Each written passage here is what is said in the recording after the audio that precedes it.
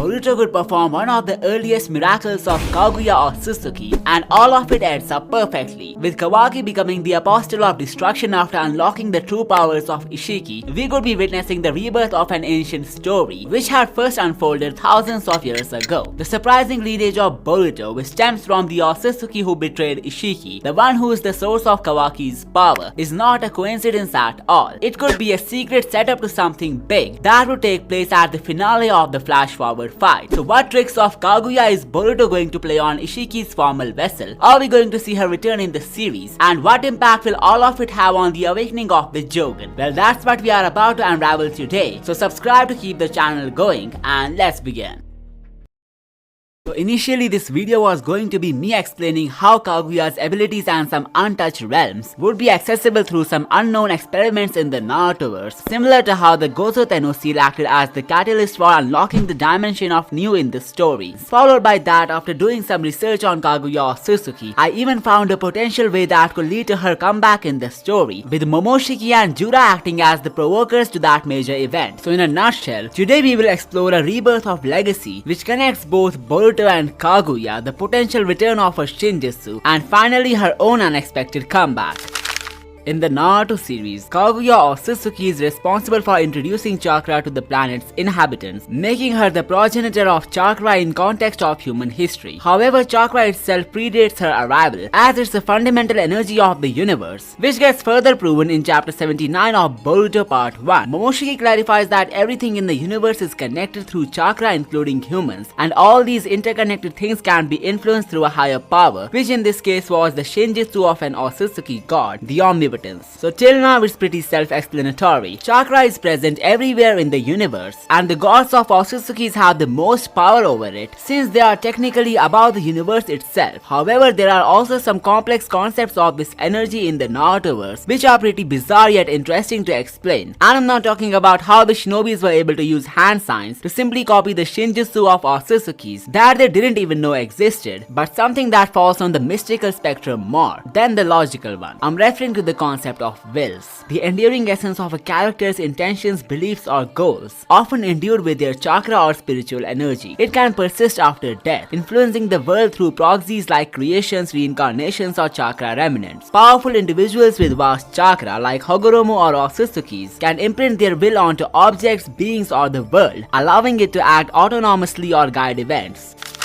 These wills can drive major conflicts and resolutions, embodying the idea that ideologies and legacies can shape history. Some examples would be the transformation of the Ten Tails into 9 separate beings through the will of Hagoromo, Ashura in the Otsutsuki embodying opposite ideals, where one valued love and unity, while the other sought power and control. When Hagoromo chose Ashura as successor, a major feud began, and after their death, their chakra and wills lived on through the cycle of reincarnation, sparking a generational conflict. The cycle finally ended when Naruto and Sasuke reconciled after their last battle. We also have Kaguya Otsutsuki's will, aiming to reclaim her chakra and dominate humanity with the infinite Tsukuyomi, which is what led to the formation of Black Zetsu, a chakra-based entity embodying her will to manipulate events for her resurrection. Now, as you may have seen how strong the concept of a will is, there's one thing that you might have missed while I was explaining how they worked. Did you notice that every individual whose will had been working throughout the story was an Otsutsuki? This means these creatures have the power to manifest their drive to bring forth a reality which wasn't possible otherwise. Well, if that's the case, then how can we forget Ishhiki Otsutsuki, the one whose secret will is still not fully known? Well, now you can threaten to unsubscribe my channel by stating that Ishiki's soul already gave his will to Code in chapter 56, but just to make it clear, the version of Code from this timeline has almost done nothing to fulfill what Ishhiki wanted, and the only reason he's still alive is because of the plot, since he effortlessly brought in so many characters into the story. So while Jura is thankful to him for this, I think we as an audience also owe him some gratitude, cause he has made the plot dramatically more interesting. But anyway, this is not a Code video, and if you want me to make another one about him, make sure to comment down Code in capital letters to let me know. So back to Ishhiki and his unusual will. Before I go straight to the point and remove the curtains from the main theory, take a look at this panel from chapter 39, where Ishhiki looks down to the ground while healing his wounds after the Naruto Sasuke battle. The Otsutsuki says it's a bad habit of him getting too happy, which leads to him getting carried away. Now while he was talking about how he led himself to a harmful situation against the shinobis, the fact that he calls it a habit means it has happened before. So what if it was the moment when he found the perfect planet for harvestation with his partner Kaguya, which may be when he let his guard down out of happiness, hence pushing Kaguya to backstab him. So how is this even relevant now? Well, if you think about it, Ishhiki never got a chance to take his revenge, so it may be something which subconsciously got embedded into his DNA, or in simple words, the karma seal. I guess you know where this is going. Now the same karma seal which is not just amped by the powers, but also this instinctive will of Ishhiki is now possessed by Kawaki. And who will be his main opponent in the future? Well, it's Boruto. Now before you tell me he wields the karma of Momoshiki, so how is Kaguya even relevant here? Well, hear me out. Boruto is strongly tied to Kaguya Otsutsuki for a reason which never comes to limelight. I'm talking about his uncommon lineage, where one of his parents holds the chakra of Hagoromo, while the other had the power of Hamura. So in a nutshell, the fusion of the chakras of Kaguya's sons could have replicated her essence inside his body, which only means one thing. Boruto is the equivalent of Kaguya metaphysically due to his unique chakra imprint. The Momoshiki takeover may have overtaken his DNA, but his chakra imprint remains the same, still carrying the essence of Kaguya within. So technically speaking, the battle between Boruto and Kawaki can be seen as Ishhiki taking his revenge from the person whose chakra is the most identical to Kaguya. Now what I'm about to say next will blow your mind, as it's the most reasonable part of this theory. So here is a question for you. Can shinobis as described in Naruto, not the traditional ones, exist without the presence of chakra? Well, the answer must be a no, since they need to use and manipulate chakra for the sake of creating imitations of divine techniques known as shinjutsu. So just as I said in the beginning of the video, Kaguya was the one who introduced mankind to the concept of chakra, meaning if she had never came to earth, the shinobis as we know them would have never existed. Now think about Kawaki. What has he done in the future? Well, he seems to have somehow ended the age of shinobi. And what does this mean? The end of people who used to utilize chakra in creating special techniques for combat purposes. Something completely opposite of what Kaguya indirectly had led to. While she introduced chakra to the world, Kawaki will take it all away. Maybe after he would see it as the root of all the suffering. Now Boruto on the other hand, who is the equivalent of Kaguya in this scenario, could be on his mission to re-establish the shinobi age that he could fulfill by defeating Kawaki and again normalizing the use of chakra in the world. While Kaguya introduced this magical concept to humanity, Boruto is about to restore it to relight the shinobi world after Kawaki wipes it out. This explains the symbolic importance of Kawaki being the wielder of Ishiki's powers, while Boruto being the equivalent of Kaguya due to his unique lineage, with one being the apostle of destruction and the other being a symbol of revival.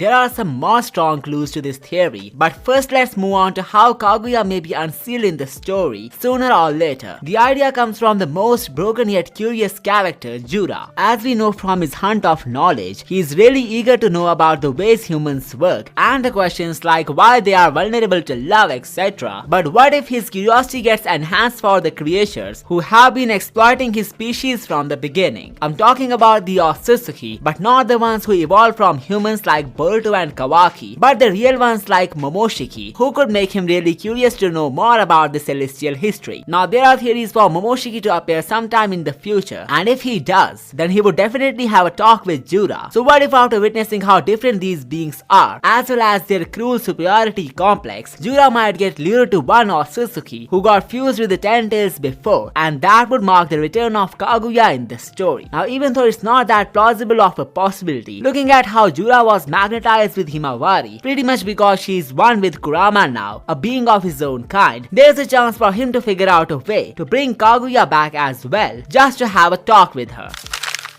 So while the Shinju being a reason for her comeback may or may not happen due to the number of variables involved, there is another role that she may have played in the Jougan's awakening, which may have helped the god Otsutsuki to easily choose the worthy wielder. You may have seen Boruto becoming a compatible vessel for Momoshiki's karma without any failure, but how is that even possible unless he did not possess any Otsutsuki power beforehand? Well, that may be true, as Momoshiki himself pointed out him having this unique energy within him, but what exactly led to this Otsutsuki Ishhiki-like chakra signature appearing within Boruto? And could it be something which triggered the Jougan eye? As I said earlier, the blend of Hagoromo and Hamura's chakra mimics the essence of Kaguya, explaining how Boruto was readily compatible with the Kama. Well, the same can be said for his genetic compatibility with the Jougan, which was bestowed upon him by an Otsutsuki god. So in simple words, him replicating a pure Otsutsuki's essence became an important driving factor for Shibai to grant him this dojutsu. If by chance his chakra compatibility wasn't there, then he would have never unlocked this eye at first place. This simply means that without Kaguya and the chakra of her sons, Boruto would have never awakened the Jougan. But the divine journey and the Kaguya symbolism doesn't end here, as something more was about to unravel beyond the second letdown of Ishhiki, and that is the return of an infinite Tsukuyomi type of situation. But instead of pushing people into a false reality, this endeavor of Boruto would likely restore the destruction and disasters caused by Kawaki in the future. I'm talking about the power of omnipotence and why Boruto might need to somehow obtain it to fix everything spoiled by Kawaki. Like, what if his goals are to destroy chakra altogether from the world? He could have sent the whole humanity to his Daikokuten, where he might neutralize their chakras one by one to make them a plain simple human being, just like the ones who existed before Kaguya. And in a scenario like that, only some divine power would be able to rekindle the world with this energy. Not to mention, if there is no chakra there, then there may be no shinobi as well. So if putting the whole world into darkness means depriving them of this special energy, then maybe only a power like omnipotence could bring back the light to this planet on top of restoring all the destruction. Take the example of the moon and eclipse in this scenario, which is represented by the Jougan and the Kokugin. The moon becomes a source of light in the middle of darkness, and that's the role assigned to Boruto in the middle of this unprecedented future that Kawaki has put everyone into.